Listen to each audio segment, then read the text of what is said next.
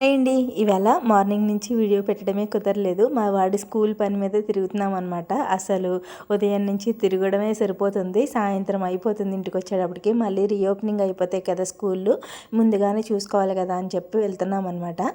ఇంకా ఇవాళ శనివారం కదండి, ఇంక ఇంట్లో పూజ చేసుకున్నప్పుడు బయలుదేరదాం కదా అని చెప్పి ఇంక తొందరగా లేచి ఇంట్లో పనులన్నీ చేసుకొని నేనైతే తులసమ్మ దగ్గర ముగ్గు పెట్టేసుకొని అన్నీ చక్కబెట్టేశాను అనమాట. శనివారం మా హస్బెండే దీపారాధన చేసుకుంటారు ఇంట్లో, అందుకని చెప్పి అన్నీ సర్ది ఇచ్చేస్తే ఇంట్లో పూజ చేసుకున్నారు. తులసమ్మ దగ్గర మాత్రం నేనే దీపారాధన చేసుకుని పూజ చేసుకుంటాను.